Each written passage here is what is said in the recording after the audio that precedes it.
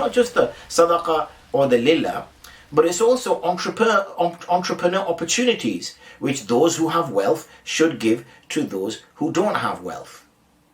And this is where we see examples of financial instruments like Mudarabah, which takes a person who has wealth and assists a person who may have a fantastic idea, but doesn't necessarily have the wealth or the startup that they need in order to get their idea off the ground. So this assists them in that process. So what we see is this system, this philosophical system, so the underpinning philosophy, and then you have this infrastructure in place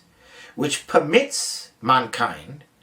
to gain from the world, because this is something that Allah subhanahu wa ta'ala created for humans, wherever it may be, whatever creature, whatever creation, this is creation for humans, but not to do israf.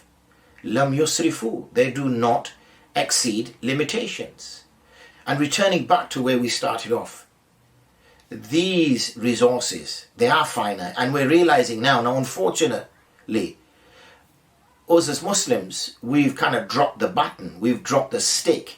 because it's taken liberal societies now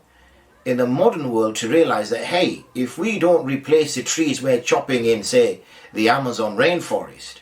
or if we're not careful about how many fossil fuels we burn because of our desire to fly everywhere, or because of our desire for cars or modes of transportation, then eventually the earth is going to heat up and we're going to be the cause of our own destruction. It is israf which has brought that about. But as Muslims, we should have been advocating for this green attitude, green being a colour which is close to the Muslims, that we should have been the ones advocating that particular position many decades ago, if not centuries. But unfortunately, we're just trying to catch up to the world, and we're so concerned about our sort of daily bread that we've not had the chance now, and unfortunately our deen has become something secondary. We've not even had the chance to talk to the world and say, look, israf is something that is forbidden in our faith. Israf is something in our resources, in our wealth, that we're not allowed to do, even if we own it. Owning it does not give us the right to spend it how we choose. Owning it means that there are ethics and guiding principles that we must adhere to.